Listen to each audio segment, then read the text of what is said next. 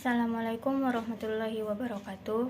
Perkenalkan, nama saya Asri Dayanti, NIM 2010-2036, jurusan Hukum Ekonomi Syariah, Fakultas Syariah dan Ilmu Hukum, Universitas Islam Negeri Syekh Ali Hasan Ahmad Ad-Dari, Padang Sidempuan.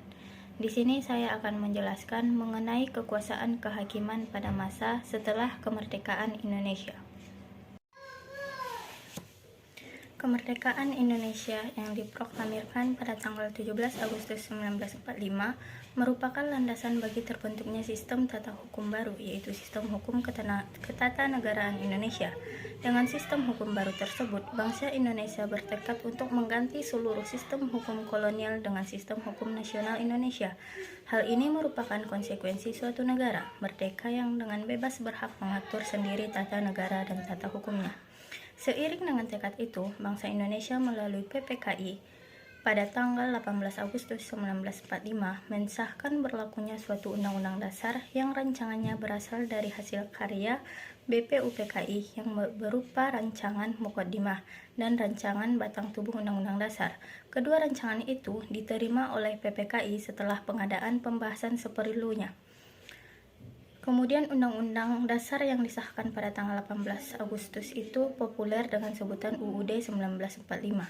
Sejak berlakunya UUD tersebut, kini telah berhasil dibuat 3 buah undang-undang pokok yang mengatur kekuasaan kehakiman. Undang-Undang Nomor 19 Tahun 1948, setelah Indonesia merdeka, kebijakan yang ditempuh berkaitan dengan pengembangan kekuasaan kehakiman adalah didasari pada prinsip unifikasi sebagai lawan dari prinsip pluralistis yang diterapkan pada masa pemerintah kolonial Belanda. Prinsip unifikasi itu kemudian muncul dalam pasal 6 dan pasal 7 Undang-Undang Nomor 19 Tahun 1948. Pada pasal 6 menyatakan bahwa dalam negara Republik Indonesia hanya ada 3 lingkungan peradilan, yaitu peradilan umum, peradilan tata usaha pemerintahan, dan peradilan ketentaraan. Sementara pasal 7 undang-undang itu menegaskan bahwa kekuasaan kehakiman dalam peradilan umum dilaksanakan oleh pengadilan negeri, pengadilan tinggi, dan Mahkamah Agung. Berdasarkan ketentuan pasal 6 dan pasal 7 itu, ternyata keberadaan peradilan agama tidak mencakup di dalamnya. Juga tidak ada ketentuan yang tegas dalam undang-undang itu yang menghapuskan keberadaan peradilan agama tersebut. Dalam ketidakjelasan itu, ketentuan yang dapat dipakai sebagai pegangan adalah pasal 35 ayat 2 yang menyatakan bahwa perkara-perkara perdata antara orang Islam yang menganut hukum yang hidup harus diperiksa dan diputus menurut hukum agamanya. Harus diperiksa dan diputus oleh pengadilan negeri yang terdiri dari seorang hakim yang beragama Islam sebagai ketua dan 2 orang hakim ahli agama Islam sebagai anggota yang diangkat oleh Presiden atas usul Menteri Agama dengan persetujuan Menteri Kehakiman. Undang-Undang Nomor 19 Tahun 1964, Penjelasan Umum Undang-Undang Nomor 19 Tahun 1964 menyatakan bahwa pembentukan undang-undang itu didasarkan pada ketetapan MPRS Nomor 2/MPRS/1960 tentang haluan negara yang berupa manipul usdek.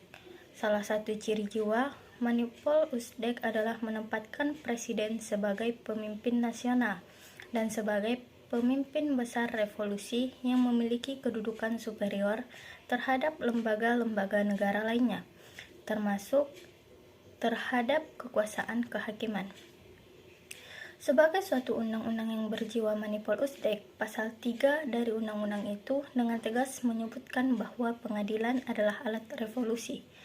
Senada dengan itu, pasal 14 dan pasal 20 menekankan bahwa hukum dan hakim juga merupakan alat revolusi. Oleh karena pengadilan, hukum dan hakim merupakan alat revolusi, maka presiden adalah sebagai pemimpin besar bangsa dan negara. Demikian isi pasal 19 undang-undang tersebut. Berkenaan dengan jenis-jenis kekuasaan kehakiman, undang-undang tersebut mengaturnya dalam pasal 7 yang secara garis besar berisi 4 hal, yaitu kekuasaan kehakiman dilaksanakan oleh 4 jenis peradilan, yaitu peradilan umum, peradilan agama, peradilan militer, dan peradilan tata usaha negara. Yang kedua, semua pengadilan berpuncak pada Mahkamah Agung yang merupakan pengadilan tertinggi untuk semua lingkup peradilan. Yang ketiga, keempat jenis peradilan itu secara teknis berada di bawah pimpinan Mahkamah Agung, sedang secara organisatoris, administratif, dan finansial berada di bawah departemen terkait. 4. Dengan adanya keempat jenis peradilan, tidak tertutup kemungkinan penyelesaian perkara perdata secara damai dapat dilakukan di luar pengadilan. Undang-Undang Nomor 14 Tahun 1970. Pada awal kemunculannya, pemerintah Orde Baru bertekad melaksanakan Pancasila dan UUD 1945 secara murni dan konsekuen. Untuk itu, pemerintah segera melakukan legislative review, penilaian materi perundang-undangan oleh lembaga legislatif, dengan menciptakan 4 buah undang-undang yang sangat erat hubungannya dengan kekuasaan kehakiman. Keempat undang-undang tersebut adalah Undang-Undang Nomor 25 Tahun 1968 tentang pernyataan tidak berlakunya berbagai penetapan presiden dan peraturan presiden. Yang kedua, Undang-Undang Nomor 5 Tahun 1969 tentang pernyataan berbagai penetapan presiden dan peraturan presiden sebagai undang-undang. Yang ketiga, Undang-Undang Nomor 6 Tahun 1969 tentang pernyataan tidak berlakunya undang-undang dan peraturan pemerintah pengganti undang-undang. Yang keempat, Undang-Undang Nomor 7 Tahun 1969 tentang penetapan berbagai peraturan pemerintah pengganti undang-undang menjadi undang-undang. Kesimpulan dari materi tersebut, setelah Indonesia merdeka, kebijakan yang ditempuh berkaitan dengan pengembangan kekuasaan kehakiman adalah didasari pada prinsip unifikasi sebagai lawan dari prinsip pluralistis yang diterapkan pada masa pemerintahan kolonial Belanda.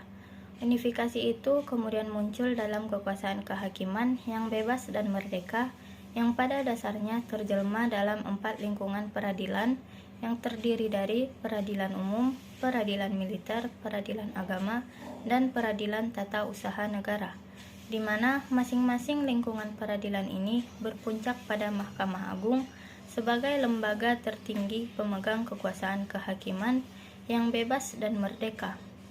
Mungkin cukup sekian paparan dari saya. Atas segala perhatiannya saya ucapkan terima kasih. Assalamualaikum warahmatullahi wabarakatuh.